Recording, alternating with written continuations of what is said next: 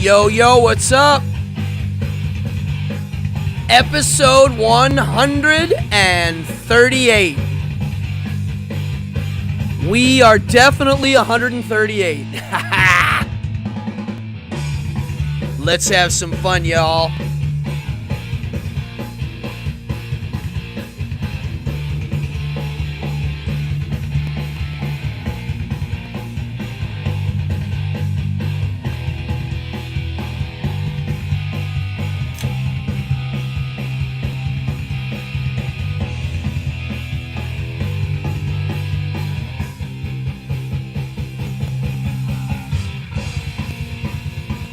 Come on in, folks.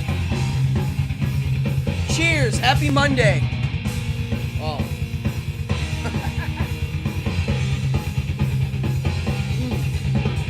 All right.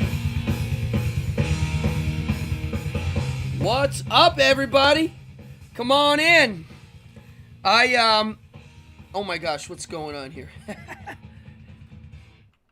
I am going to switch over. It's so funny. Honestly, yeah, I'm here. I have like a million things going on. What's up? Happy Monday. Come on in, grab a seat. Oh, I love that you guys are in here going off on snow. Let's have a good one. It's episode 138. Yes, I am a Misfits fan, and I was going to do this on... I thought about doing a Misfits thing on this episode. And then I had another idea for an episode, which I think I mentioned to you, Ruth, but I'm not going to do that today. Many reasons why. But I am going to do an episode on free will. I'm getting a phone call from Stuart Palm, which I can't take now. Literally as I'm talking now, I'm getting bombarded with like messages coming from like different platforms, phone calls, and also on here. Yes, all right, great.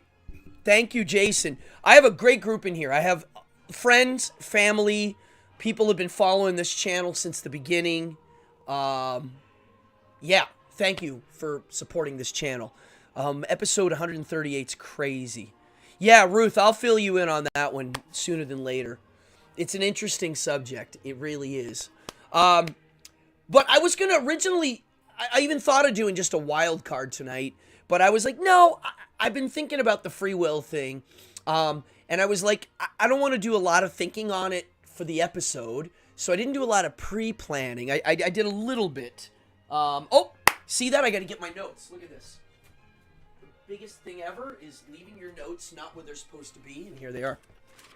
So I thought, you know what, we'll do a little bit of a wild card, and then we will do, we'll get into the free will thing. I have some questions to present.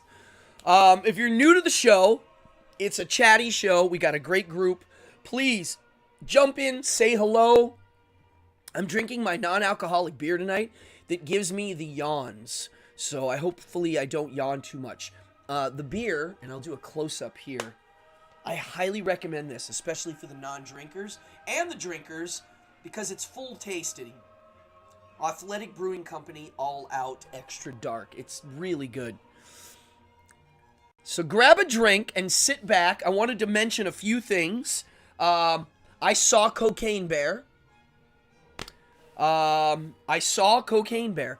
My mother, who's watching in here, called me a few days ago and was like, hey, let's go see that Cocaine Bear movie. And I went, all right. It sounds fun. And she'll tell you here, I'll tell you, it was a lot of fun, especially seeing it in a movie theater. My review, it's not Shakespeare. The movie's called Cocaine Bear, and it's an ensemble piece. It's a bunch of small parts put together, and you get to see like this one incident happens, and then there's all these things that go on around it. It's really funny. It's super gory.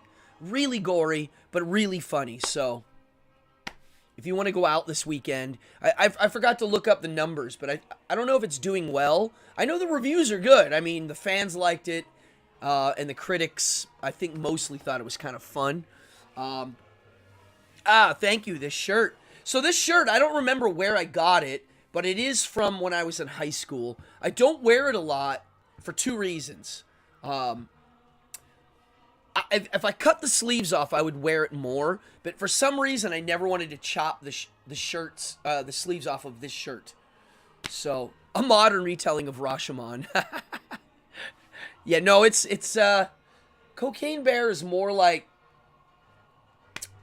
I don't know, a Jason movie meets Weekend at Bernie's meets a Cheech and Chong movie. I don't know. I'm trying to think of what I could throw in there. Also, another thing I saw recently that I hadn't seen in a long time, I saw the film by Stuart Gordon, and I hadn't seen it in a while. I saw, I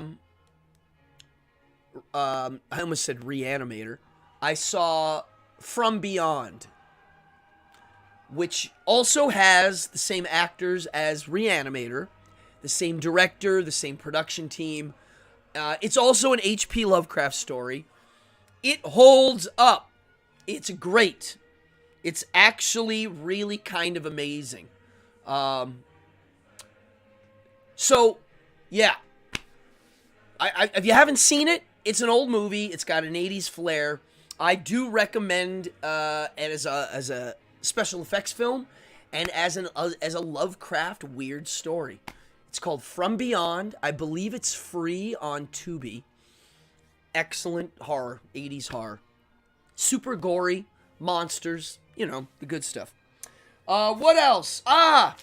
So Clownvis is a friend of mine, and some of you watch his show. I really, really like Clownvis a lot as a person and as an entertainer.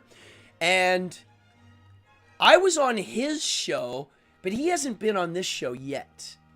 I don't think. I need to get him on here. Anyway, I ordered his new little swag, and he has Clownvis dolls. I mean, folks, this is just outrageous. I love it. And I love that it says on the back, everyone needs a little Clownvis in their lives. Safe and fun for kids and adults of all ages. And then in the fine print it says, not to be used for voodoo or any occult activity. So, just so you know, it's not to be meant for voodoo. But I recommend this. Stuck? I never saw that, Mr. Mealy. I will look that up. Oh, no kidding, Dan. Wow, really? That's cool. I didn't know that, Dan. Yeah, there's a few Clownvis fans in here that found me through him. Yeah, he's a good friend. I met him in the show business stuff, and he's great. He also sent me the coolest postcard ever and the coolest sticker ever. Look at his stickers. He's got really good stickers. I ordered some stickers. I don't usually order stickers online, but on Etsy, here's a really good... Red Legger, Redlegger, Red Legger, makes these stickers. Tell me if this isn't glorious. Gabba Gabba Hey. And also I got in the mail Magister Michael Rose's new book, Infernalia. With an introduction by Peter H. Gilmore. And it says... it's a book. It's an essay book on Satanism, and one of the articles in here that I can't wait to read is on the psychology of magic, which is I'm all over that. That's all I think about. And when I say the psychology of magic, I mean, oh, he was on my show. Okay, Mama, that's funny. I mean magic. Like magic shows, like Magician, like this. And I also mean occultism, black magic, meaning ritual symbolism and metaphor used to, quote, cast spells. I call it that too. Yeah. I'm curious too. I mean, this is the kind of book I can get through quick, I think. But I tend to read slow and take notes. So we'll see. I don't consider myself a fast reader. I can be a fast reader, but I don't like to do that. I like to kind of go slow. So those are some new little fun things that came in this week that I will play with.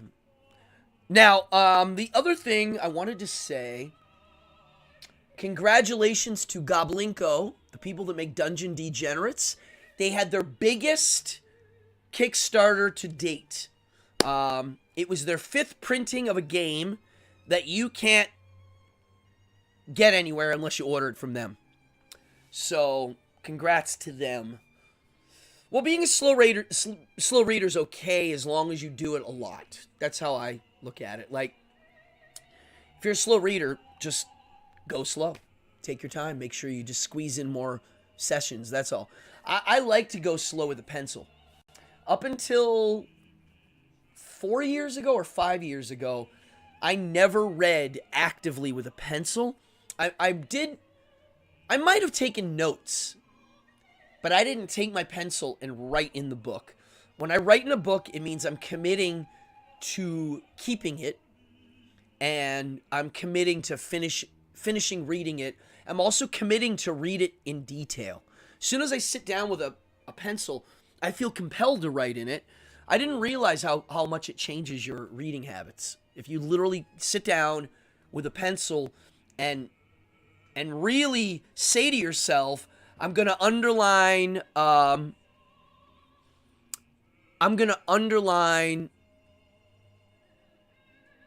what is sticking out. And, oh, we have a troll in tonight. It's very interesting. Someone that's commenting here, pay close attention, because they're sending me messages on a regular basis. So, enjoy. So, I write on, here's what I'll do. I'll underline things that pop out, right? But I'll also write what I think the theme of the point is of the paragraph on the side so that when I go back, I can find it. So like tonight, from some of these books that I pulled out for reference, I can see in the sides of what's going on. It's new. I didn't do that. I don't know why they didn't teach us that in school. I mean, they didn't want us to ruin the books, obviously. But in college, I don't know. It would have... Writing in the books makes it yours. Yeah. Exactly.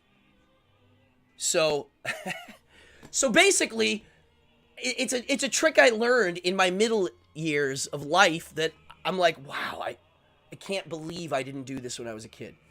I would have done it. I mean, I honestly think, yeah. I mean, when I read about it, I was just like, yeah, why not? Just start really, really going for it in your own book. Change the whole thing. So, what else before I get into this? No free will to blame. Hold on, I want to get into this subject. The subject is kind of fun because it's such a simple thing that just opens so many can of worms, and I'm excited to try it again. What else before we start? Anybody else see anything fun? I saw Mr. Chris Mealy up there, CR, mention a movie that I'd never heard of.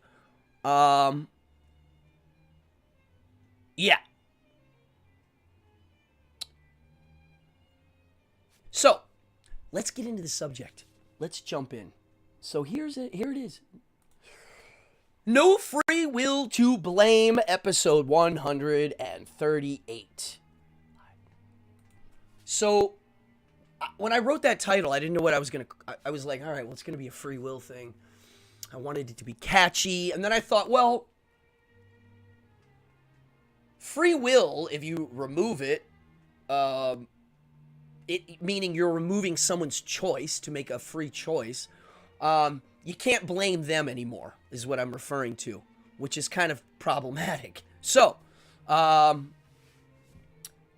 thought books with no quotations were like getting a cheat sheet. Yeah. Oh, I see. I love this. People are talking in here about. It's also a way to create a barrier between you and the content, says Ruth. I write in them now. Yeah. I write in all books. I mean, if I get a book that I'm like intending on reselling, which I don't really have any. I think I'm keeping. I mean, I have some rare books, but I would never sell them. Why would I do that? Whoop. Why would I resell the books that I use for reference? You know, it doesn't make sense. So let's just talk about this. I wrote down, I don't even know where to start. I discovered something about free will that kind of popped my head open again on this subject. And people always ask me why I care about this free will thing. And call them horrible slurs. Yeah. So anywho, there's somebody in here commenting that's, I don't know what they're commenting on. So basically, this is what I discovered. I'm going to start with my discovery, and then I'm going to work backwards, okay? Because a lot of people don't even know what it means, the free will debate. And, all right, well, okay, before I start of what I discovered, I will tell you this. After I discovered it, meaning what it actually means, free will and no free will, I never even thought about it. Most people don't even think about this stuff.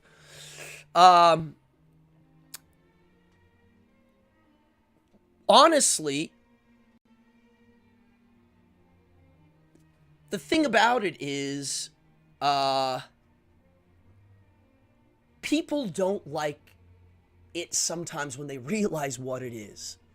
Really, I've seen it come out, and I've seen someone realize what it is right in front of me, and you see them change, like you see them physically, and it's like, oh, that's not good.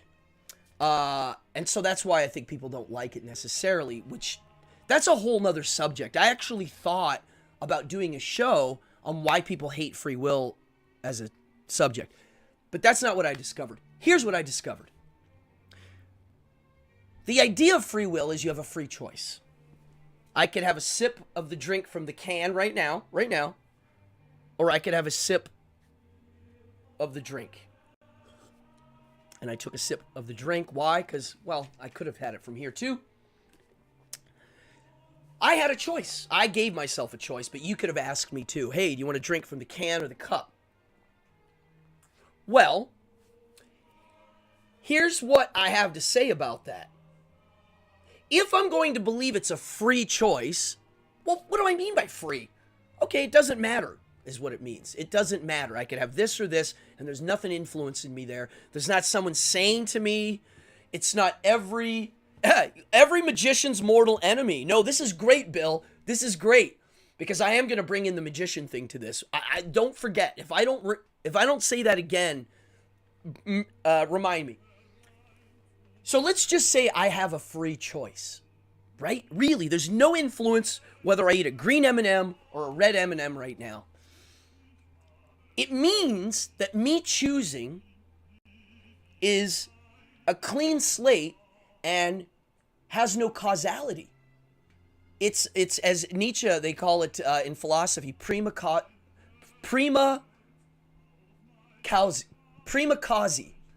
the prime cause. The first cause. It's what God is. He is his own causality. God, right? I'm God. I nothing came before or after. It's me. I'm in charge. So it's the same thing. It's if I'm making a choice, red M&M, green M&M, it's a free. It's really up to me. I'll take the red, right? It's meaning that when I'm making that choice, interesting. I love this.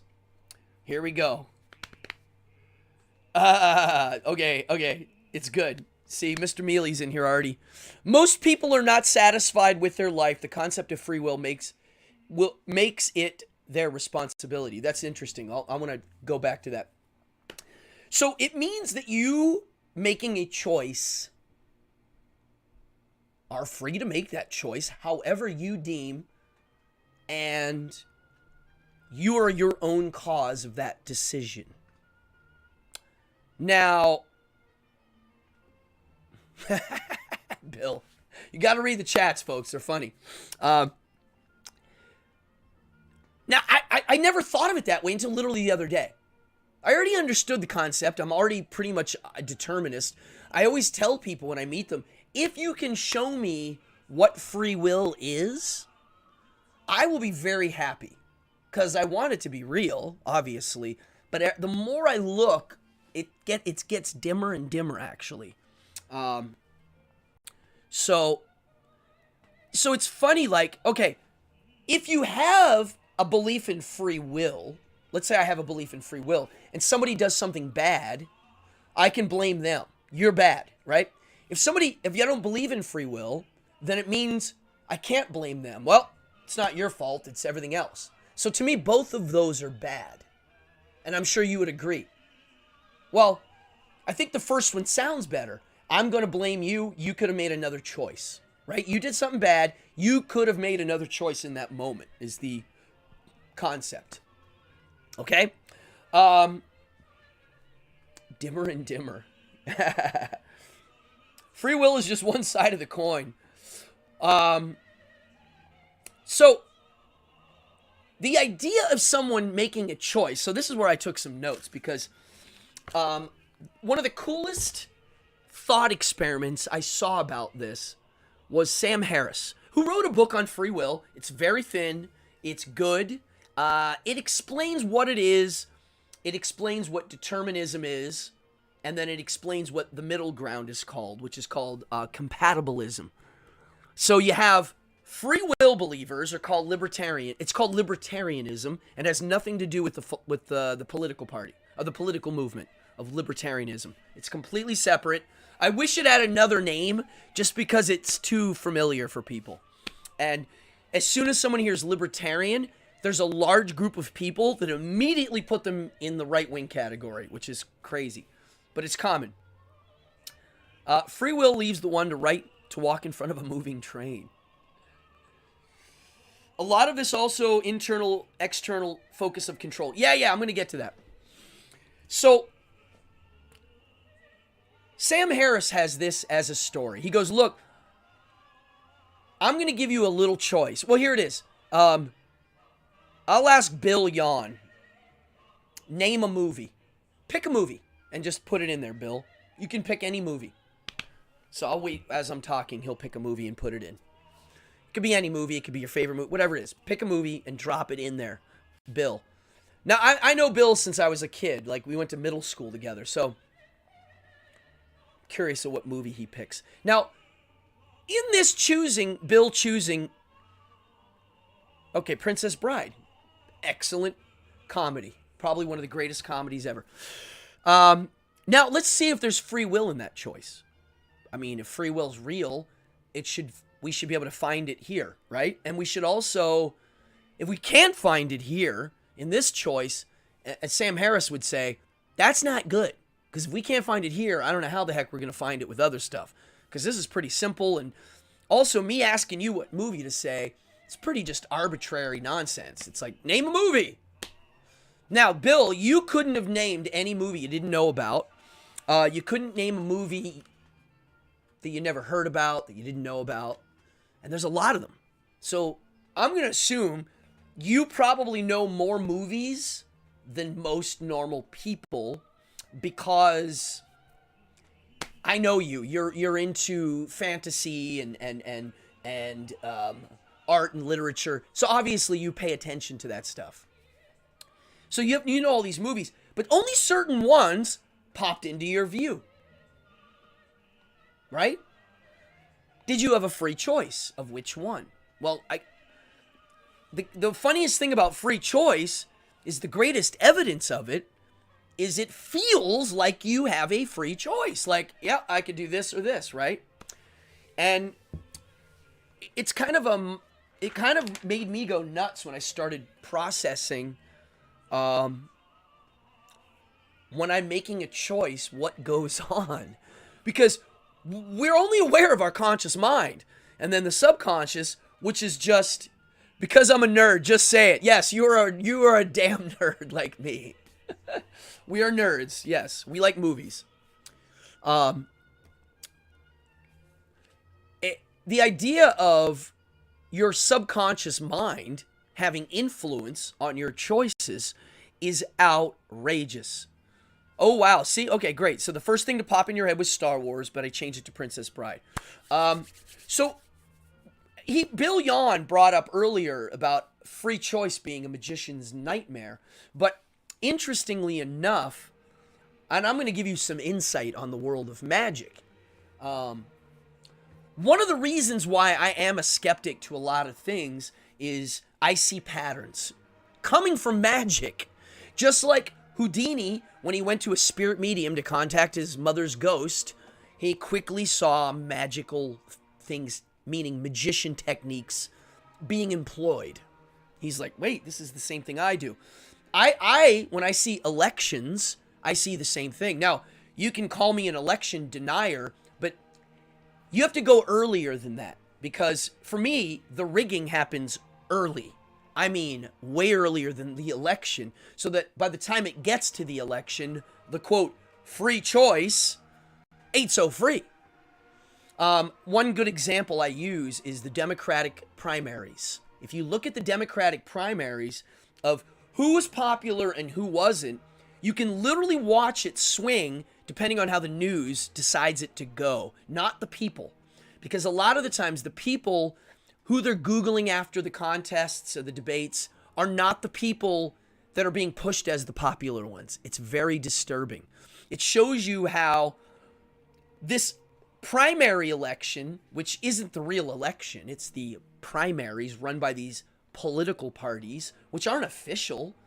Like, the government isn't like, we're going to make 8 political parties. That's not how it works. It's like, we make them, right? And then we sort it out, and then we produce the candidates. And to me, this is where the fake stuff happens. It's early. So by the time it gets to the actual elections, all the candidates had money given to them by all the people that are going to make their money. We all know how it works. So I see magic. This is how I do my magic show. I'm telling you right now, if I want someone to pick something, I can whittle it down to a sequence of free choices. That's how it works. You go, yeah, you have a free choice, but they don't. And not only that, when it gets down to the free choices, they're not even free, because some of them are psychologically set up to be the thing I'm pointing to. And I also understand NLP, neuro-linguistic programming, meaning, and there's other magicians in here. I don't know. Rick Sherman, you're in here, I believe. NLP, there's ways to give signals so that people don't know that they're going to make a choice and that's going to influence them. That's real. That's subliminal stuff. That's totally real. Now, the thing is, that's going on consciously, meaning people are influencing you, and also things not influencing you, like things like your history, your past, and then add on top of that what we would call random nonsense, right? Shooting out its things, they're going to get to you and influence what you're doing too. None of those are free choice. None. They're all out external things pushing at you to get this thing to happen. Now, the psychological principle of priming. Yeah. Yes. Well, the news is not only the worst, it's a tool. It's all it is a very specific tool. And right now, the problem with the news is all you have to do to look at where you're being lied at, look at who pays for ads. So anybody that's running an ad, the news will lie about them. And I believe 80% of the news is now owned by the pharmaceutical industries. So it's kind of weird. I don't know if we want that to be the thing that we're lied to the most about. I mean, they can lie about cars and fast food and all sorts of stuff, but medicine that they say you have to have, I don't know if that's a good one. That's why to it's illegal to advertise pharmaceuticals in every country except for the U.S. and New Zealand. So kind of weird. So anywho, here's a question: if you feel something is true, is it true? There's a lot of people running around yelling that. It's become part of certain movements. You know, I feel this way and you have to accept it. Okay, that's fine. I'll accept it, mostly. But where's the cutoff to that is what my question is. Because to me, free will is part of it. It feels real. People think it's real. Religion says it's real. The law says it's real. The Supreme Court says we have to use free will as a basis of what we're doing here, or else this doesn't work. That's weird. Does that mean reality needs free will for us to enjoy? It's a weird concept, because animals, they don't live in this world. I mean, they don't live in our world. They don't live in this framework, I should say, that we're applying. Or at least not necessarily, yeah. So, yeah, it's interesting. So that's one question. If you feel something is true, is it not true? Like, what does that mean? Like, what does that even mean? It feels true. It feels real. I have to believe it. It's coming from my own imagination as a reality. I have to accept it. It's something, I don't know if people are, why people get mad. Oh yeah. Skepticism of causality. So that's the next one. Oh, I have a diffuser. What's true for you is not true for me.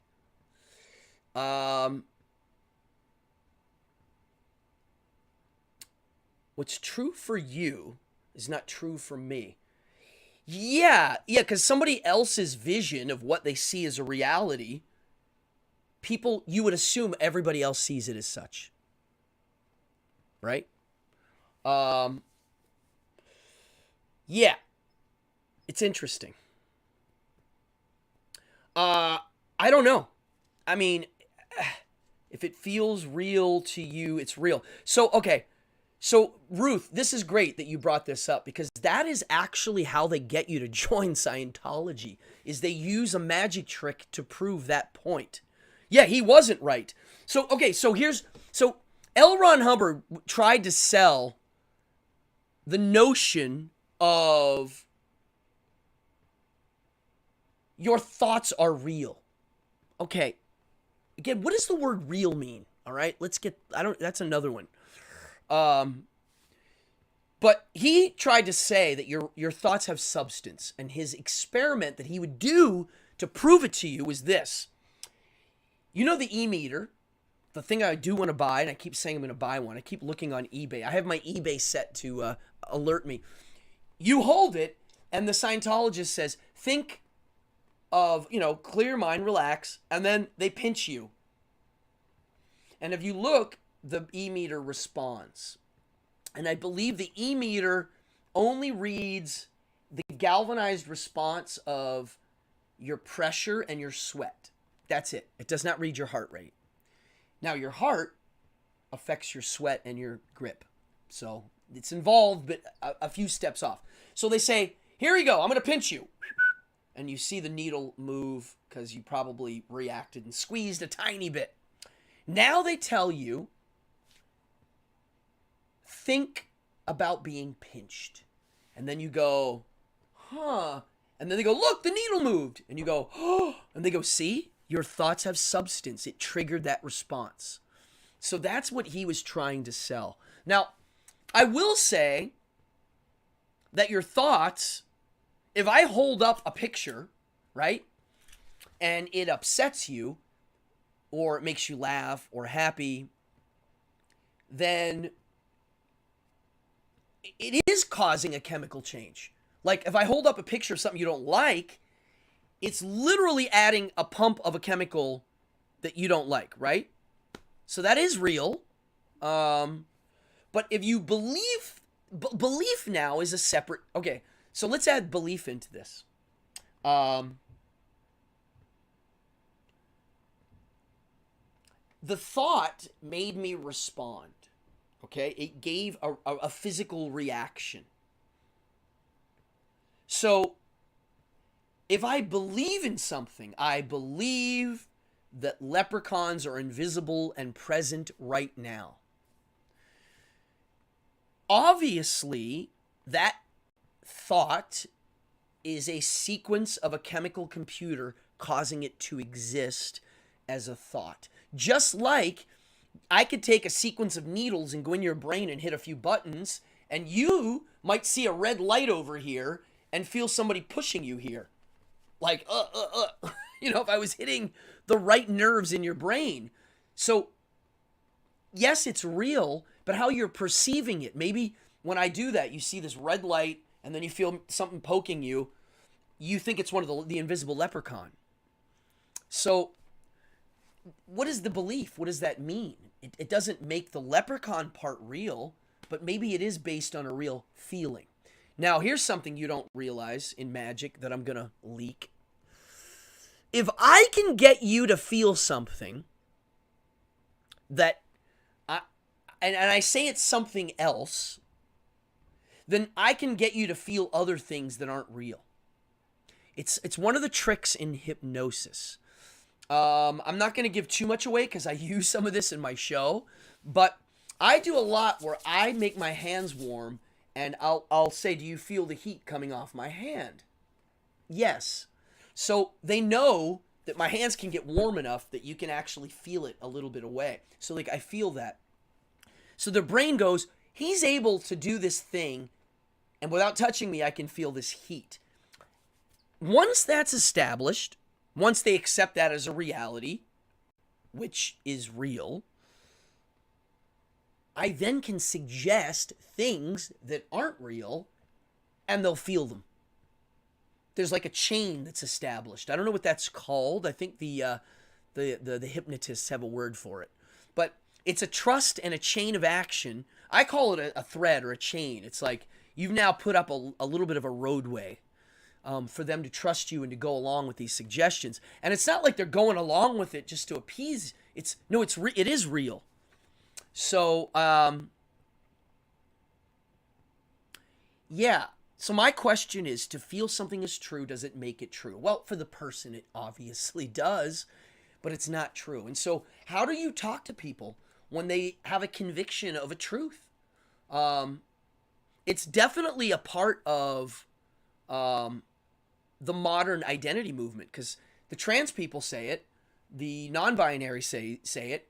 There's the trans racials, the trans animals, there's different versions of these now where people identify as a different ethnicity or a pet or an inanimate object. I don't know what to say. I mean, people can have visions of whatever they want. I mean, there are days where I feel like certain things, but I don't believe it to be a reality in that way, and I don't try to sell it as a reality. I would never do that. But is it real? Sort of, right? It's like sort of real. It's like part of my fun, maybe, like the video with the prosthetic hand, they know it's fake but still respond to stimulus. I don't know what that is. That's cool. So here's something about free will that I think you'll find interesting. When I do 3-card Monty, I'm going to literally explain to you my routine, the plot. Because in it, I explain something about free will that's kind of interesting. And I was doing this already before I started reading free will books and going nuts on this. And I'm very curious of what your thoughts are on this. It's a little inside scoop of my act construction. So, 3-card Monty, And it's funny, guess what? Tomorrow night, I'm working for a very famous pharmaceutical industry. And they're literally hiring me to do 3-card Monty pretty much all night. It's kind of funny. I can't say who it is yet. Oh, someone's making some wild claims in here. It's pretty funny. Anywho,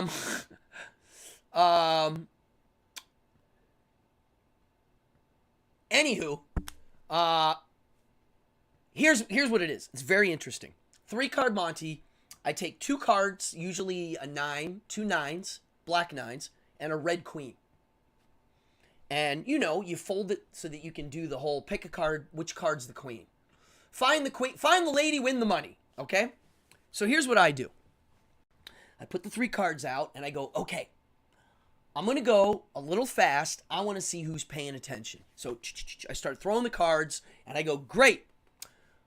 Who knows where the queen is? So people start pointing and pointing. Now, I'm going to be honest. At this point, I didn't do anything sneaky. It's all, it's fair. I actually mix the cards fairly. So if they really are watching the game, they'll find it. If you're just a half bit fast, you can go. And I am looking to see who's paying attention because some people can't do it. So I'm like, oh, okay, cool. And then I literally say, all right, now I'm going to go really fast. Now I don't do it faster. I actually do it pretty much the same speed, but this time I add my sleight of hand technique. Bop, bop, bop, bop, bop, bop, bop, bop, bop. All right, who knows where the queen is? So now, most of the time, they pick the one that's not the queen. And I go, and I show them, nope. I usually go, you're really good. And they're like, oh. And I go, but never play this game because it's wrong. So then I do it again. I go, all right, now I'm going to, and I tell them, I go, look, I'm going to be honest, I'm cheating. But I'm going to go slow so you can catch me cheat. I want you to see where I'm cheating. So now I do it really slow. So much that it looks like a magic trick. Because if they're following the queen, when they pick it, it's not the queen. Okay? So that happens, and they're like, they're wrong. And I go, okay, now I'm going to tell you a little bit about why you're not able to win this game. The reason, and someone will go, no, don't play the game. And I'll go, well, that's one. If you play the game, you're probably going to lose.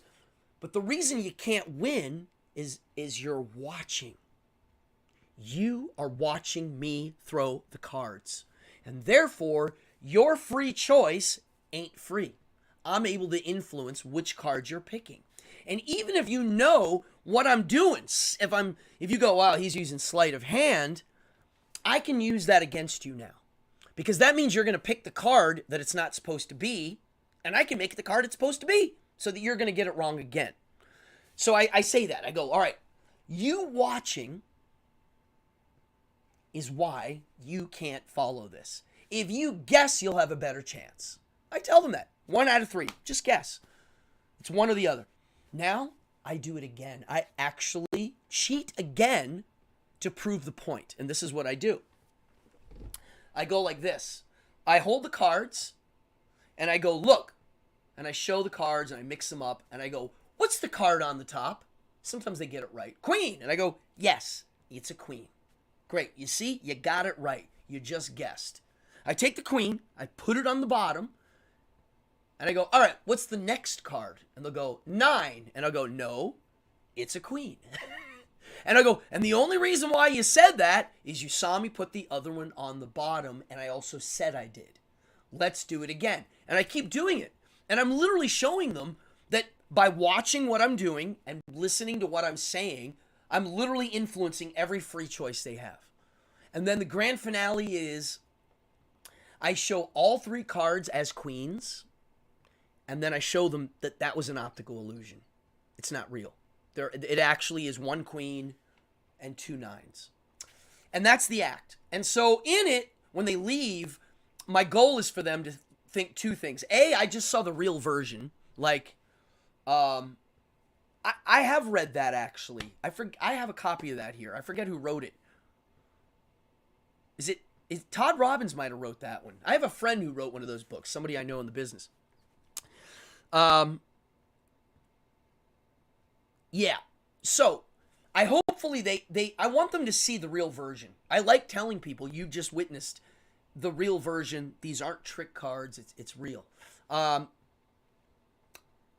then I want them to realize by watching it that when they're watching a magic act, of how layered the psychology is. I'm actually teaching them what it is while I'm fooling them, and I'm also showing them of how much detail is inside of this thing. That's very simple. Because I always thought there are people that think magicians, it's an easy gig because you just buy these tricks, which is true. They do sell magic tricks that you can buy. And some of them are good. The people performing suck usually, but the tricks are good. Or they think it's crazy hard to do. And to me, the answer is the real version is crazy hard to do. Even the most subtle, little, tiny, I'm going to make a quarter disappear kind of a thing. So, yeah. It's doing magic for years before I even came to the decision to read a book on free will. Was it my choice? Is kind of extraordinary that I have this history of doing magic that proves that the deterministic stuff is real. Now, the thing that I'm working on, my own personal book, is the idea that once I realize that everything's determined, I'm not saying God wrote it out and said here. Oh, one thing about determinism that's problematic.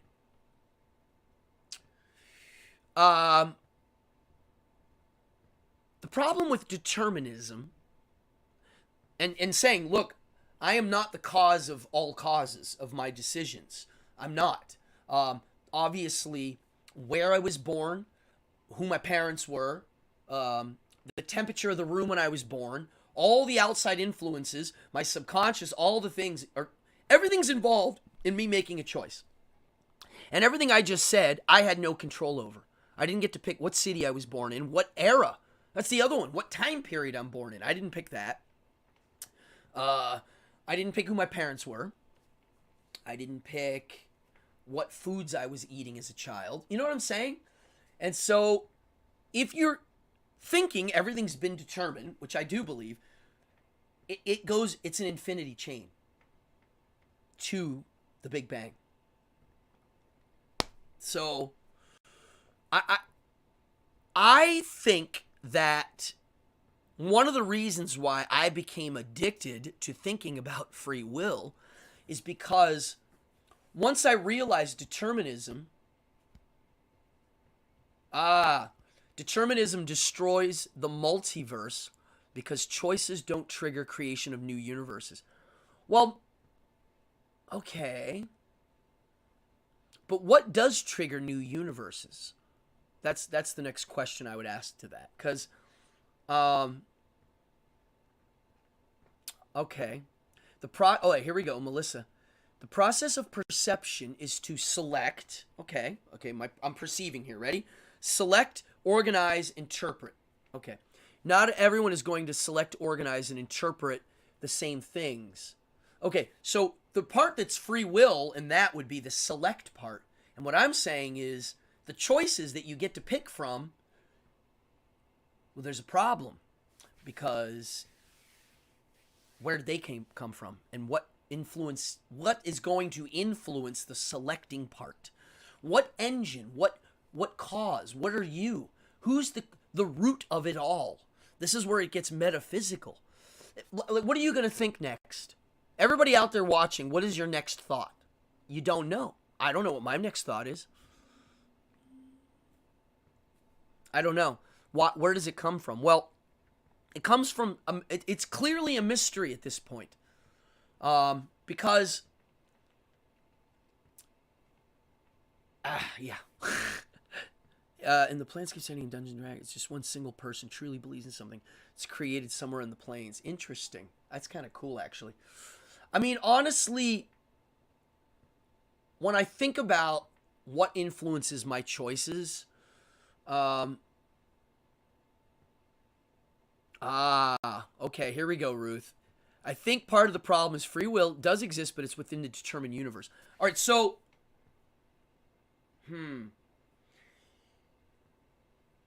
I think the problem with free will is this. Somebody tell me what free means. That's the problem. And anytime I see a compatibilist, somebody who says, hey, you can have free will and determinism together, they're only able to do that if they change the description of free will. They have to adjust.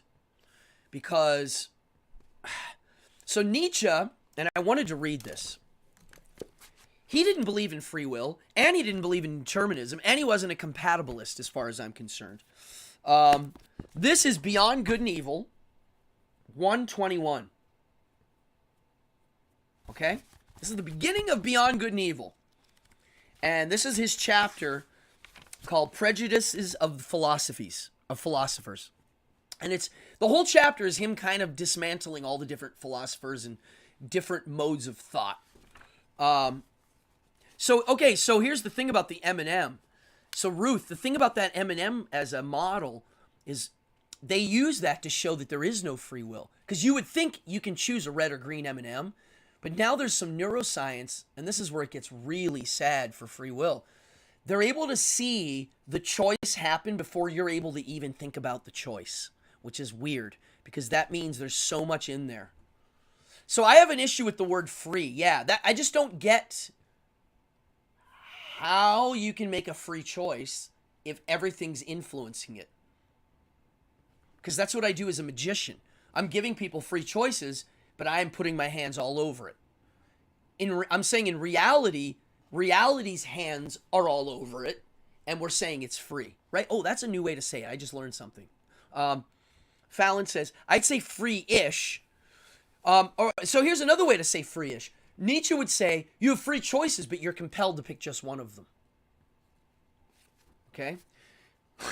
So, all right, here's something. You're going to like this. I'm going to actually read this. This is Prejudices of the Philosophers, 21. It's 1, which is the first chapter, 21. We didn't pick anything at all. It was just all... Yeah, it is. It's just kind of... That's what I think. Yeah, exactly, Ruth. That's what I'm saying. Ruth just said, yep, you think you can choose what car you buy, but the choice is a product of decades of advertising. Yes. Car commercials are different than McDonald's commercials. They're implanting long-term plans when you see a car commercial. Correct. Yes. That's a good way to look at it. I love it. This is why I love this group. All right. So I'm going to read this. The causa sui. Causa sui meaning the cause in itself. The causa sui is the best self-contradiction that has yet been conceived. It is a sort of illogical violation and unnaturalness, but the extravagant pride of man has managed to entangle itself profoundly and frightfully with this very folly. The desire for freedom of will in the metaphysical sense, such as still holds sway. Unfortunately, in the minds of the half-educated, the desire to bear the entire and ultimate responsibility for one's actions on oneself and to absolve God, the world, ancestors, chance, and society therefrom involves nothing less than to be precisely the causa sui. And with more than Munchausen daring to pull oneself up into existence by the hair out of the sloth of nothingness. So there it is. That's Nietzsche right there. Now, he didn't like determinism either, because Nietzsche thought, well, if you're a determinist, then you get to relax and just say, I'm not responsible for anything. Wow, you can choose the page, but ultimately the author knows what will happen. Interesting. Choose your own adventure books. I love it. Wow. So, I mean, it's kind of shocking because the solution that Nietzsche thought to all of this, like, all right, so great, there's no free will. That sucks. That means no one's responsible for anything bad that happens to them or that they do. Religion, all of them fall apart, and our justice system is going to be a mess, and what do you do?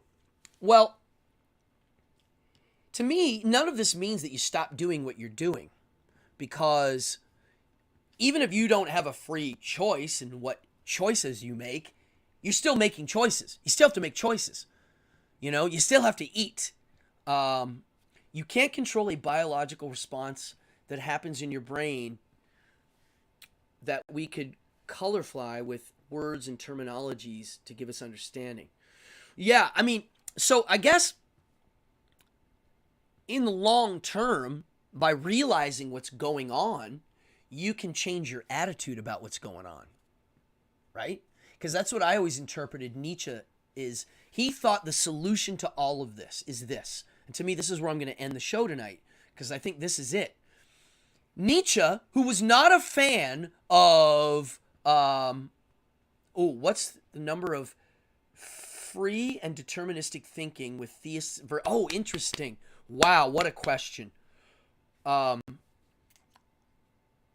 Actions do have consequences. They do, yes. Obviously, yeah. That's why that's the argument to no free will, is something came before it. And every action came before that.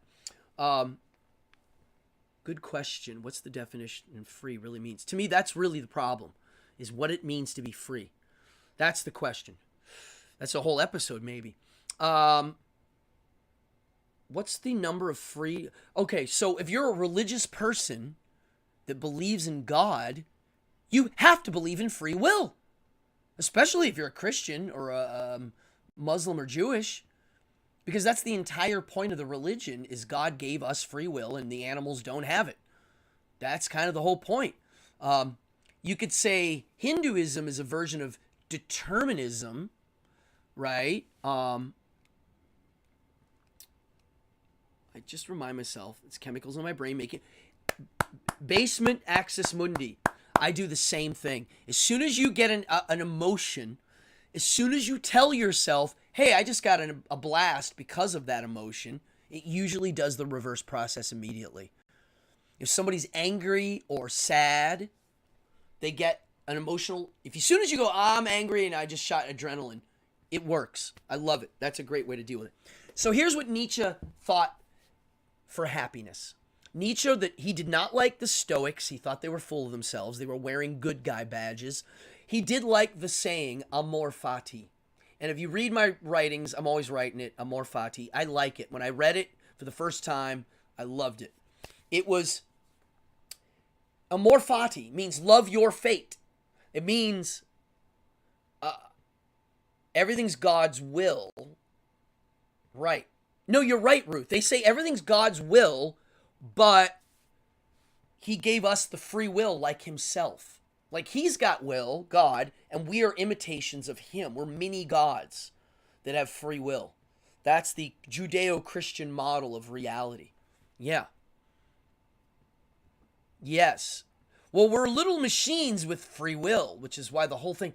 The Bible, if you try to logically do it, it doesn't make sense. I mean, if I have to debate a Christian, I'm like, if God's omniscient and omnipotent, he would have known we were going to fall from grace at the beginning. And then he did it anyways? Doesn't make sense. It says it's a character defect in this being, right? So why is amor fati so great? Love your fate. That's like saying to the person in jail getting tortured every day, just love your fate, bro. Well, I guess, imagine you're like on a rack, like in the medieval jail, like, and that's it. You're like basically left there to die, and they feed you a mouthful of porridge a day. Well, what I would do is quickly assess if I can escape. I would try to escape. And when I realized I couldn't escape, and that I'm going to slowly die and suffer, what do? You amor fati. You go, oh, this is my demise. My last moments on earth are going to be this. What can I do to get the most out of these last whatever suffering days? I don't know what that would be. But loving your fate means I got a hand of cards and I'm going to play them as best I can. Because, again, what else is there to do in the moment? You have your framing and you can get out of Dodge and adjust, or you can reframe it. And so when you're taxed with heavy things like tragedy or anything, you have your framing, you have your attitude towards it.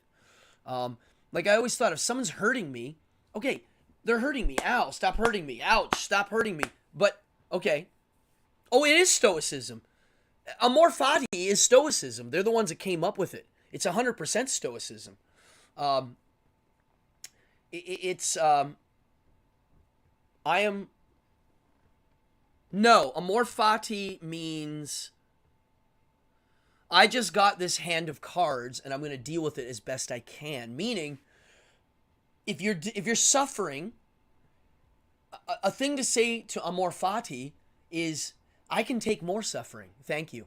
Because this is now my training grounds for the next round of suffering. I know I'm going to suffer in the future. It's inevitable. It's entropy. Therefore, my suffering now is my training grounds for that. That would be amor fati. That's how Marcus Aurelius and Seneca would literally write it out. They would say, I'm suffering now. Guess what? It's going to get worse. What are you going to do?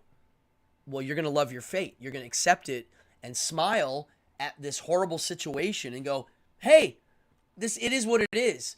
And at least I can say I'm training right now.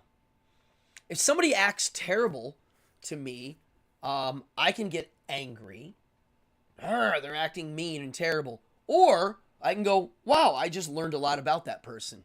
They opened up to me. They actually opened up their deepest, darkest secrets and actually showed me their weak moments and their weaknesses by showing me that.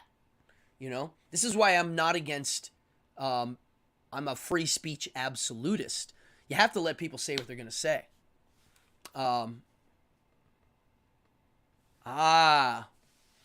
I'm saying life is just a multiple choice question with no predetermined answer, just a reaction to action. Yes, but I do believe that by understanding that formula that you just wrote out, you're able to fidget yourself into a seat for maximum experience and for things to go your way. That's what I'm saying. And the proof of that I would offer is what the role of a shaman was and is. And that is, they're able to put the pieces to a puzzle together and really do predict the future and see where things are going, and not just predict the future, but put more pieces of the puzzle together to influence the future. That means we have a 25% chance of getting it right. Yeah, I mean, think about, so one of the things that people do when they want to like prove free will is they'll introduce some things like, well, what about this and what about that? And usually the things they're introducing are also external. They're not you as the causa sui, as the cause in itself. Like chaos, for instance. You could say, well, you're planning this and then, you know, Murphy's Law happens. Anything bad that will happen can and will. Well, that was coming from a chaos of actions that you didn't see coming. If you were able to pull the camera back and see everything, you would have seen that chaos on its way over. The philosopher Laplace had a theory called Laplace's demon. And I've mentioned this before. I did an episode on it. And it means if you could see every molecule's location, and also you can see where it's moving, its direction, you could predict everything before and everything after. Now, according to the physicists and the mathematicians, it's kind of half true, meaning the backwards version, you could see everything that came before. I'm not a math guy, but I think there's a problem there, and it has to do with an unknown variable. I saw it explained. I'm not a mathematician, but it's technically, I guess, not possible because of an unknown variable. But the future version kind of is possible. If you could see every molecule where it's moving, like for instance, chaos. If you could slow chaos down, put a magnifying glass to it, it might not look like chaos anymore. Actually, it won't. You'll see where everything's moving and what's going to bump into what and what's going to move, and that's going to bump here and that's going to bump here. And if you keep pulling that camera, that's what it would be. It's lame for sure, herd stuff, except your lot kind of stuff. Well, yeah, it is that, but at the same time, it to me means that you can game it now. Like, it's gameable. Because to me, that's what it is. It's like the stock market and all these things. They seem like these free markets, but they're not. They're being gamed. You know? That's why the word free... You know, I need to really... God, that would be a work in itself. Define free. Because I'll bet culturally we're going to get different definitions. Mental freeness, physical freeness, the feeling of being free. Wow, dude, we're ending on a big thing. Like, to me, this is making my brain loop now, because what does it mean? What does it mean to be free? I feel free. I don't feel free, right? What does that mean? Wow. Does not observing a thing change that thing? I think it does, Fallon. That's Mr. Einstein 101, isn't it? That's the relativity guy. Yeah, it's intense. This is where reality gets... Now, I've met people, they're like, well, quantum physics destroys your determinism thing. And I've looked into it, and the smarty pants math determinists refute that. I'm not that smart yet. I got to get there. I get what they're saying. I think they're saying, so in this new science of quantum physics, where things appear and disappear and kind of for no reason, I don't know, again, what does that have to do with freedom? Because free will is implying that a thing is its own causality. That's what it implies. The more I think of freedom, is that what it means? Is that the definition of freedom? Your own causality, its own causality? It's able to do whatever it wants. It's its own thing. Oh, wow. Hold on. Oh my God. Yeah. Is that what free means? If somebody feels free, I feel free. I'm having major breakthroughs right now. That's why I like doing this show. If I feel free,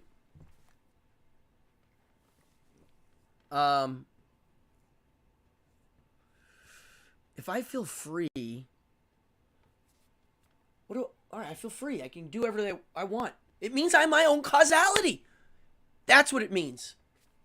It has to. What else does it mean? We're getting into some Plato's... Well, we are. Yes, I've read that. That is a good book. Wow. Okay. I have some thinking to do.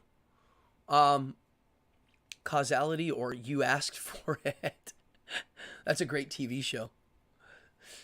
Your brain's exploding too, right? Okay, I mean, how many of you out there, when I say these things, your brain just starts to, oh, what about this? What about that? What do you mean free? What does free mean? What is it? I'm asking an honest question. What does it mean to be free? I mean, really, does it mean... So to feel free or to be free, they're two different things. So to say I feel free, it means I feel like I'm my own causality. To be free, God, that thing's free. It's able to do whatever it wants. It has its own causality. That's literally what it means. Wow. Causality. Causality's God. Wow. Holy crap, guys. You just watched me figure out something neat for my own purposes while being harassed by somebody in the chat. Yeah. Pretty funny. Yeah, there's a whole story behind that, which it never ends in my world, just so you know. Yeah, it's pretty entertaining. There's that old saying, your enemies shall make you a hero. Folks, I raise a glass to everybody out there who are at least trying to have fun. Because at the end of the day, that's all it is for me. That's it. I'm trying to stay alive, keep this going, and have the most fun along the way. And by me keeping this going and my surroundings going, that includes my friends, my family, my community, my country, and the world. Obviously, there's circles of things I care about, obviously. Oh,